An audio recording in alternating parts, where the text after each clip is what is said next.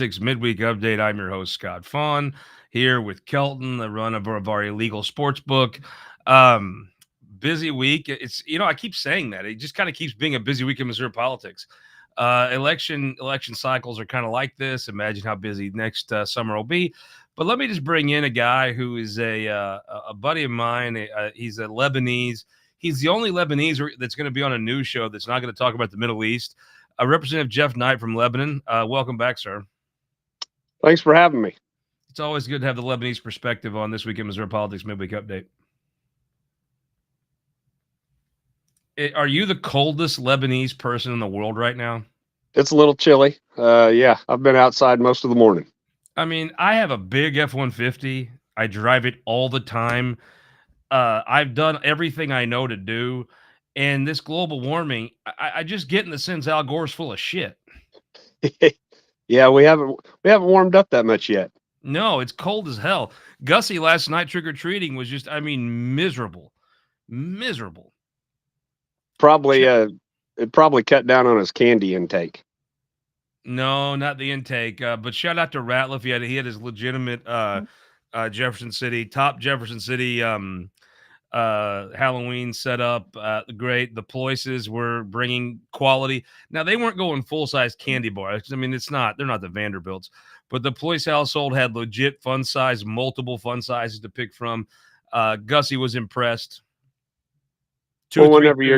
Whenever your nickname's Pig, I would assume the food consumption would be good. That's a good point. I really didn't think about that. It's a good point. Let's jump in and talk about politics here. So how are the Lebanese viewing Donald Trump? I mean, he gets arrested every third day. They do nothing but bug him. I don't know how the Lebanese feel, but the white trash Butler County folks, I think they like him more now. I would say that Laclede County is very, very similar to that. They all think it's a big joke, and they liked his policy. Yeah, I have to say, he was an ass, but I do prefer $1.68 gas to $3.74 gas. Oh, absolutely. And it all stems around the one thing no one talks about. You can talk about energy independence and a strong military and all that, but we were not at war. There was not war going on, which makes things more affordable. Isn't it weird how the guy that might be the biggest asshole to ever be elected president had the most peaceful world? Yeah. And he went and visited with people's biggest concerns and got shamed for it on their news networks. But yet we were not at war. Although I will say he could have dialed back the assholeness a little bit, right? And it wouldn't have hurt anything. Yeah, I just don't know if it's in him. I think that's also true. But I think those judges, I think they really are going to try to put him in jail, which to me is just absolutely insanely wrong. It's the kind of thing, if this happened in Nicaragua, we'd be like, oh, those poor people, why do they live like that? Yeah, it is. It's amazing that he created times that were better than we've had in quite a while, and people just do not like him. So another guy, thank my friend Pat. She gave me these are authentic President Nixon's buttons. I don't know. I don't think these were from Jay Nixon's aborted presidential run.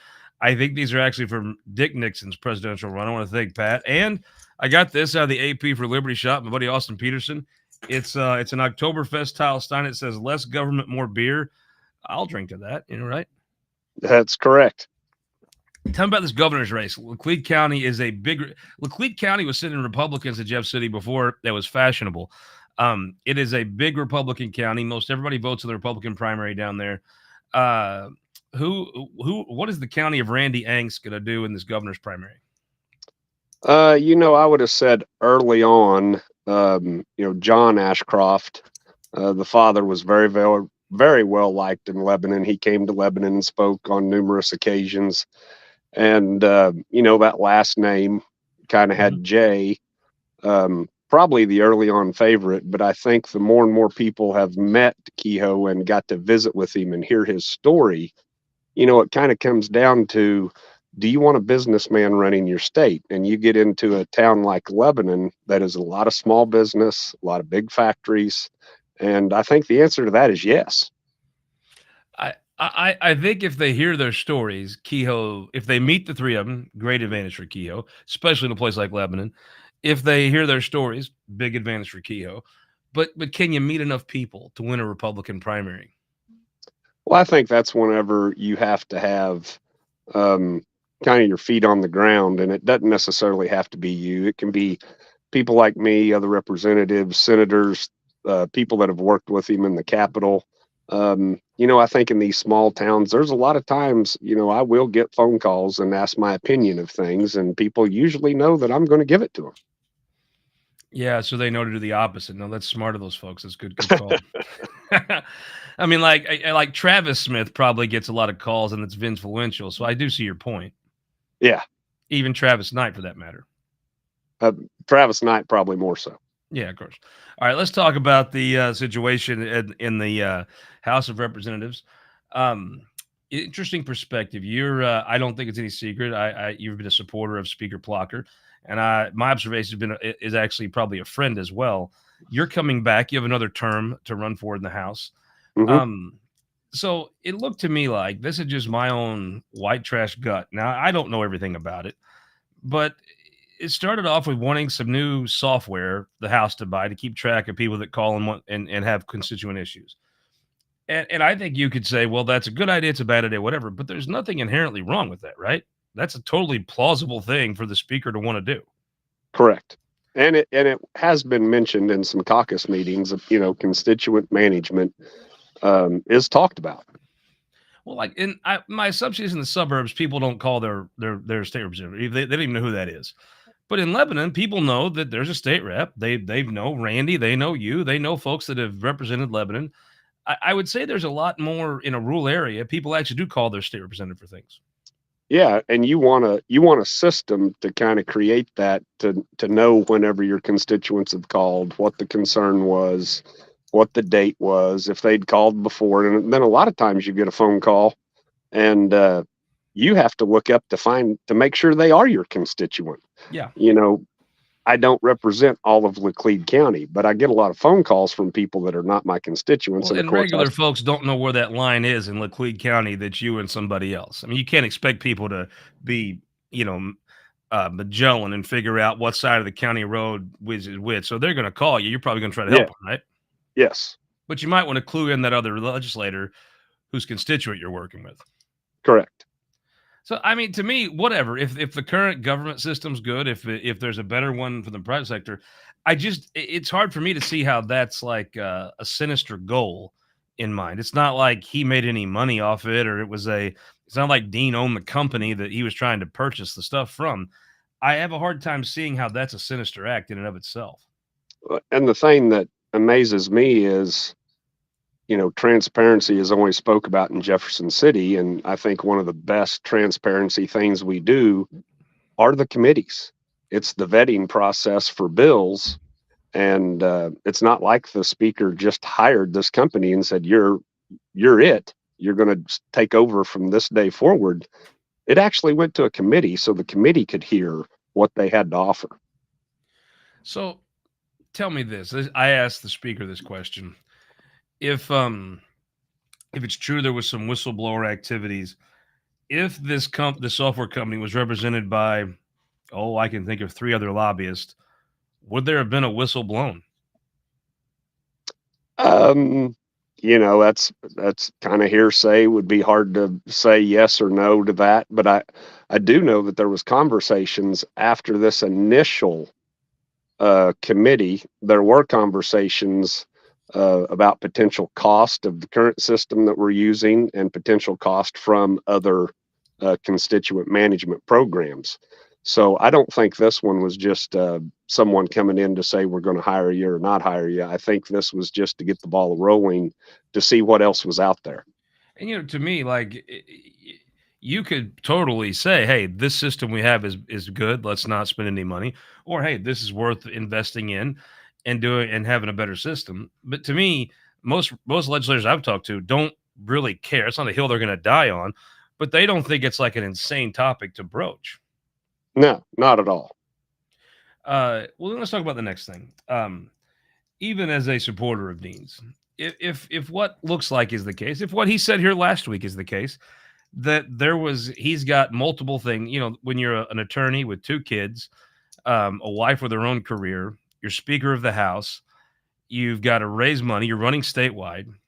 It doesn't excuse anything, but the fact is, you have many different accounts to manage. And again, if you can't manage them, don't have them. But there, it is true. There's a lot of accounts, and it looks like he made a mistake and incorrectly asked for some expenses. That's wrong, right? He messed up. Am I wrong? Yeah, absolutely. It was a mistake. Exactly what it was.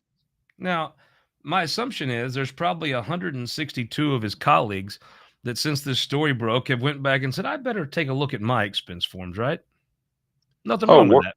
100%. That's a good thing, right? I think you learn from the mistakes, and you learn from he's the top guy. He gets the credit and the blame. He just like Drinkwitz, whether it goes good or bad, he's going to get his an outshare part of the credit or the blame. Not a bad thing to set a trend of you guys all checking your reports to make sure they're square.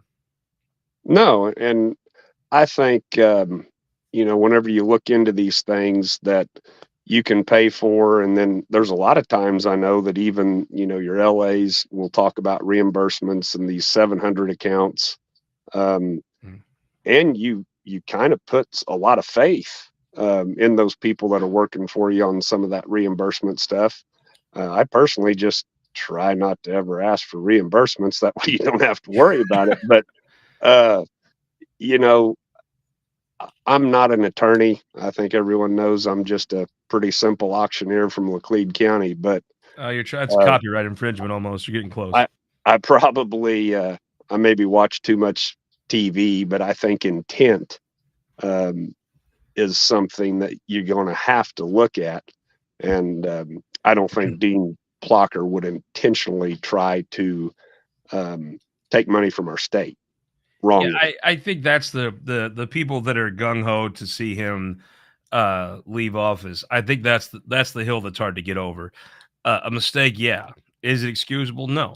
You fix it, and you probably wouldn't hurt everybody probably to go back and look at their expenses and make sure everything's good. And that's good. That's good policy. That's good government. But I think the problem, I think even his harshest critics have the issue with, is nobody believes a town and country attorney entered into a lengthy plan to swipe $4,000 from the state. I just don't. I don't even think its harshest critics can compellingly make that case. No, I don't think so either. And what's kind of ironic was this whole thing was kind of what sparked by a committee for this constituent management, right? Yeah. And a lot of people didn't think we needed that committee to merit whether or not we looked at one or not. But at the same time now, it looks like Dean's going to be sent to a committee to look into this. So in one situation, the committee's not open and transparent and not a good way to look at something. But in a second situation, the committee is exactly what needs to happen. So it's just a little bit kind of ironic politics, I guess. I mean, I think there's a lot of lessons about staff that future speakers can learn from the situation. Good at, things he did well, things he didn't do well. Let me ask you this. My assumption is you speak to Dean Plocker more regularly than most Missourians. Yes. Is Dean Plocker have any plans to resign? No. Have you asked him the question? Has he brought it up to you? Has he proactively told you that he will not resign over this expense issue? No, he has not spoke that, but in the, whenever you self-report and you make it right, there's no reason to. Well, here's the other thing. I think it's going to become tough. I mean, there's some last week I did a sunshine request and obtained some documents. It seems like this committee originally met because there was some question as far as who could fire staff. Now, since I've had some people educate me, frankly, from the other side that aren't fans of Dean's, which again, whether you're a fan of Dean or not, I think if you don't start off with saying, yeah, you screwed your paperwork up, your accounts were off, it's not excusable, fix it, you don't have credibility. But folks that are maybe more critical of Dean than that, they've said that, well, the clerk was asking because it should have been protected as a whistleblower. Well, that's a different thing. But I mean, just on the edge, you have a staff person, correct? Yes. If you're unhappy with it in Missouri, it's an at-will employment state. If you're unhappy with their performance, can you fire them, or do you think you should have to get permission from the other house staff to fire that person? No, I mean, you're the person who hires them, so obviously you should be the person can fire them. It seems like that's the way I always assumed it was. I've never really heard anybody even make the case that that's not the way it is. Um, I now maybe in theory that's the way it is, but in practice that's always been you work for a legislator, they hire you, they fire you. You're the way you feed your family is if they think you do a good job. Like we all gotta have bosses. I don't think it's a very good way to run the house to let one, I guess, house staff person be over all of the LAs. I mean, it really you should work for that legislator, right? And that district and that district's constituents. Yes. So I think that's an interesting thing to take to the House Ethics Committee. That's not exact. I wouldn't think the ethics would be the place for that. Now I've heard other people that say, well, that was to start this process, so then some of these other things could be wedged in there. I guess the moral of the story is, I don't envy anyone on the ethics committee. No, I mean, they're obviously this will, in politics, they're going to try to draw things out as long as they can. But it is part of the process. And I personally was not all that active or didn't pay a whole lot of attention to Jefferson City until I kind of got talked into running for this spot. But since I've been there, Surprise. yeah, since I've been there, that committee has met on more than one occasion. And I personally think they've made the right decision in their findings uh, when they have met. I think they have good folks on that committee, and it'll be part of the process, and it's the sanctity of the house. And I have faith in that committee; they'll make the right choice. Well, I've already read reports of folks writing stories saying they've spoke to people on the committee. Does that concern you a little bit? Yeah, it's a little concerning. Now you don't know that. I mean, I don't. I actually thought it was it's a Kansas City Star story. I actually thought it was a very informative story. I the reporter that has a pretty good reputation. I don't think they would misquote anybody or make anybody up, but it did lead you to think they spoke to somebody with knowledge of the situation. I think is how they worded it. Um, that just happens in this business. It's like people, the independent's what it is, but I mean, you can't fault them for getting news tips, right? Well, So, there's really but you not any gotta you worry about the process a little bit if somebody on that committee is talking to the press, right? not any secrets, I don't think, in the Capitol, but I That's do right. think I I'm pretty sure that those committees are to be closed. And I just hope as they progress, unless you are in there testifying for some reason, um, beyond that, I hope that it is just committee members that are in there. Is I it realistic to think if the Speaker of the House has an issue before the Ethics Committee that there will not be leaks? Is that realistic to expect? No, I think I there will kinda think always so be too. leaks, but I Yeah, I do hope that they keep it closed. I hope they keep yeah. staff out of there, and the only people in there are the people testifying at the time and the committee members. Now there was something else I heard is, the staff person that used to work for the Speaker now works for the Pro Tem. I didn't take that as a shot at the House by hiring a guy that frankly has a lot of experience in the Capitol. Did you take that as a shot at the House? No, I See, I took didn't that either. as I don't think there's any question of his knowledge of the process, and Yes. that's pretty valuable. Yeah, I mean, whatever. I don't know exactly what he's doing for the pro tem, but as far as being qualified for a position in the legislature, the guy has a decade of experience working in it. I mean, I'm sure he'd be helpful to an office. I just took that as, oh, there's an asset available. So Caleb Rowden, smart guy, he hired him. Plus, he's gonna be running statewide, so you're gonna have to rely on your staff more. There's just no other way around it. Yeah. Um, Tell me how you look. Drink. I know you don't have a stein of knowledge in front of you. You're actually working a real job today. But if you had a side of knowledge in front of you and you took a big draw from it, what would you predict is the outcome of all this? Um, Probably a little bit of wasted taxpayer money. Um, But at the end of the day, I think you truly have to look at intent. I think there'll be a timeline, and the outcome at the end of the day, probably nothing. So, however, Kind of like our outcome for this upcoming session. but I mean, I do think there's two things. One is a good thing. I think that the expense reports turned in by members for October will be the most scrutinized expense reports that were turned in a long time, which is a good thing. I mean, there's nothing wrong with that. I mean, you guys look, I'm not one that piles on you 24/7, but I do think that it is taxpayer money. So, I get it. Yeah, and a little bit closer scrutiny of those is a good thing. But going forward, every time somebody has a discrepancy now, I almost think it's going to become an ethics committee deal, right? Yeah, I don't want that to trend. I do want people to pay closer attention to what's going on in their 700 accounts or their campaign accounts. And, staff included, a lot of times, I think it's 100% innocent on how some of these reimbursements take place with zero intent. Um, but, in Laclede County, I don't know if you have it down there where you were from, but what's good for the goose is good for the gander. And um, everyone probably should take a pretty close look at their campaign and 700 accounts and make sure there's not any cross reimbursements going on there. Well, let me ask you this. I don't know what the conference the speaker was at, but it seems to me regular people that have reached out to me, and I say regular folks, you wouldn't watch this show or no, if you weren't somewhat politically inclined, right? But people that are not legislators, lobbyists, staff, they were surprised the state pays for you to go to a conference in Hawaii. Maybe that's what you look at because Well, are those if things this really conference necessary? if this conference was in Des Moines, Iowa, it might not be as big a deal.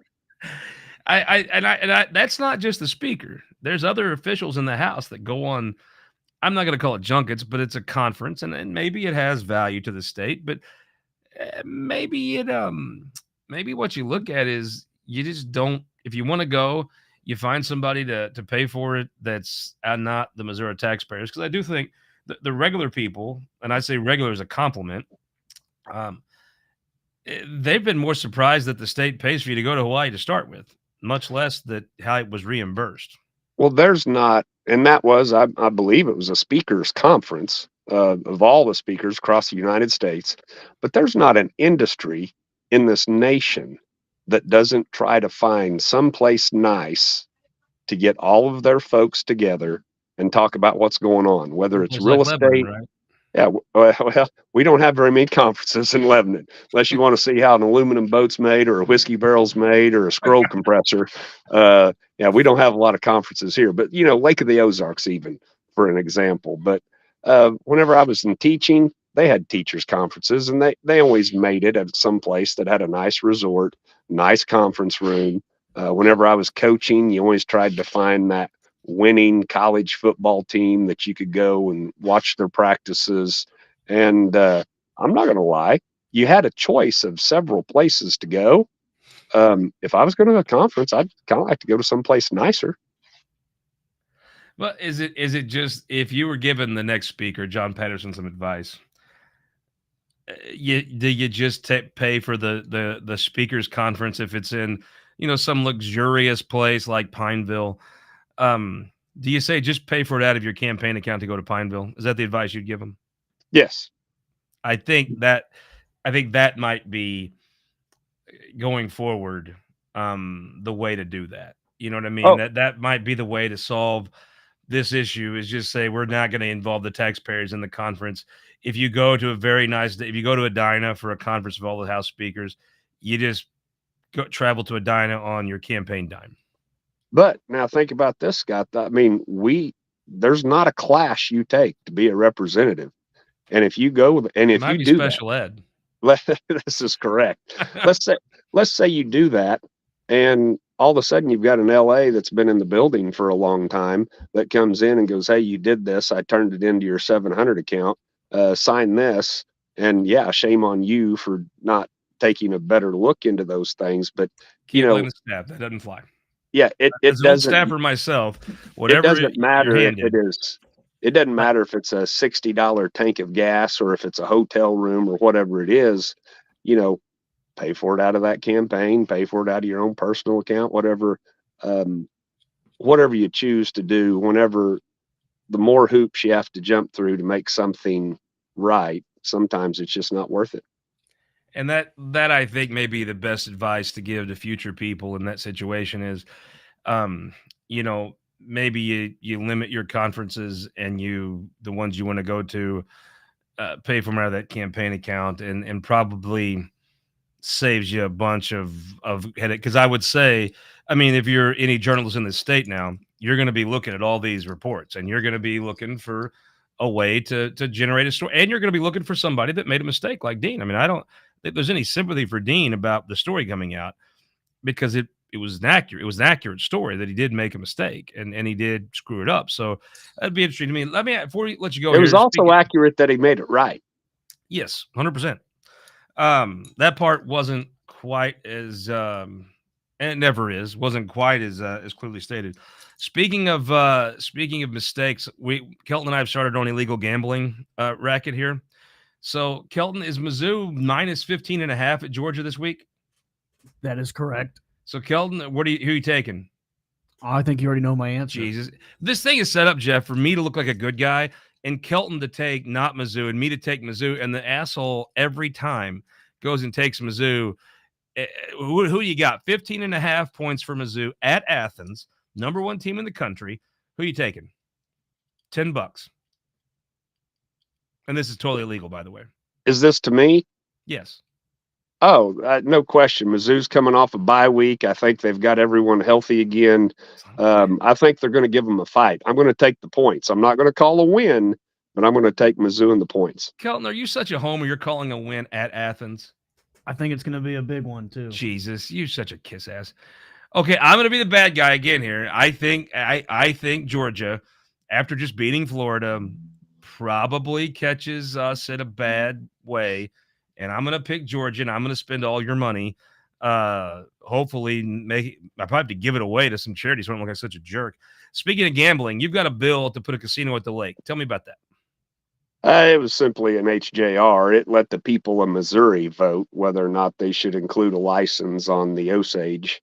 To include, Lake of the Ozarks is obviously setting there, and that would be the place everyone would probably target if they added that license. But I think a casino at the lake would be a good thing for the lake. I think it would be good. Not a bill to put one there. It was a bill to let the people vote on whether there should be one there or not. Did you attend a conference about this piece of legislation of other legislators that are trying to put casinos in? No. No, I did not. But seriously, Lebanon is tied into the lake. I mean, part of that economy does touch Lebanon. It affects the whole state, but it affects Lebanon maybe more than a lot of other places. Yes. I do think that there's a legitimate – I think it'd be a hell of a thing for the lake to have a casino. Oh, no question. Camden County, I think, as far as asset-wise and what they produce in property taxes, they're pretty set. But you go right across and you get into Miller County, and it's a game changer. Can you imagine? They will be able to gold plate. I mean, you take Camden School District, right? The Lakers. They have so many people that pay property taxes that don't live there. Can you imagine what it's going to be like if they have a casino too? They'll have gold-plated classrooms. The Lakers will have their own jet to fly when they go play games. Their jet will be as nice as the other Lakers jet. Yeah. Again, I really think that the ideal location, if the people voted on it, would probably actually be Miller County. The old Indian outlaw stomping grounds. I like it. You see maybe Eldon getting that new school and that new stadium. They'll have the jet when they fly in to get beat by Blair Oaks this year. Okay, so the other way is there's an Indian casino that could go on, correct? Mm-hmm. Yes. Gonna be an interesting thing. My gut tells me you've got one more shot at this to pass this through the House and the Senate and put it on the ballot. The governor, it's one signature away by the governor of them being able to move forward, right? Yeah, I think they have a compact, and the governor has to agree with it. They'll give a one-time upfront payment. They try to base that off of what other casinos are paying, but that's a one-time payment, and then after that, you do not draw any tax money from that. My gut tells me if he signs it, it's going to be sometime next fall. He probably does not sign that before Memorial Day for sure. If any governor, I think, on their way out, that'd be one of their decisions they make toward the end. If can you pass your HJR and put that on the ballot this year? Yeah, I mean that is definitely a possibility, but it doesn't keep them from doing what they're doing. If this HJR was voted on and people in the state of Missouri said yes, you could end up with a tax-paying casino and a restaurant and hotels and convention centers. Or Something you could tells end me up you'd with get a the better Indian, Indian casino with an actual for-profit traditional casino in the same market. or you end up with two, That's and what I'm saying. that's yeah. I think it would improve whatever the Osage tribe's going to have to do. I think they got to do more if they have a competitor. Yes, I'm an old coach. I like competition. I don't. I have no idea what the governor's going to do, but I would assume that does not get signed before session, and he'd be a fool to sign it during. Give me the odds here. Let's go back to our Kelton's illegal gaming system. Give me odds on whether you pass that this year. The odds on passing that, I'm going to say, not going to be an ideal year for passing legislation with all the statewide races and the people going to the Senate. I'm going to say there's about a 57.5% chance. Ooh, all right, Kelton. I'm taking the under on that. I'm gonna have to join you with that one. Oh, now he's pessimistic. Yeah, there you go. Okay, last question. If you're coming to Jeff City, right, and you've got a meeting, let's say you're an Indian tribe that wants to put a casino at the lake, and you're going to stay somewhere, and you want to look legit, you want to have a nice place to stay. When folks ask where you stay last night, what do you want to tell them? Oh, there's only one answer. It's the Courtyard Marriott. He didn't even have a Stein analogy. He knows that. Yeah, Mark Randolph's got it going on over there. It is a terrific hotel. The vibe is great. It is the service is great. I have so many people during session that'll reach out to me. Hey, get me in. I'm like, dude, I can barely get you. He's gonna have to add another tower or something around that place, or put a hotel downtown. I'm hearing that might be. You know, he's an old Lebanon boy, right? He is Lebanese. Yes. Well, at least he'll know how to blow up the existing building to build his new hotel on. He should be well trained in it, right? And hey, for future knowledge, if him and I are sitting there, do not ever attempt to play pitch against us. Well, with two Lebanese there, it could get explosive. Oh yeah. If you and Randolph are at the same table, is that technically a meeting of Hezbollah? All right, and also United Fiber. I mean, I tell you, those guys do it right. If you see this money going into rural broadband, and you're like, okay, what is that about? Where's that going? Go up to Savannah. Those guys do it right. Thanks for sponsoring the place. Thanks to Randolph. Jeff, thank you. Always enjoy the visit, bud. Thank you. And we will see you, my buddy Manny is going to be on the show Sunday. This week in Missouri Politics from UCM. We're going to have a little Carrie Engel, Ashley Awney, a little Ashley Awney conversation.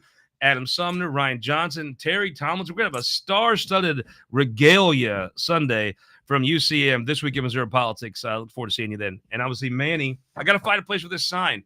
See you Sunday, folks.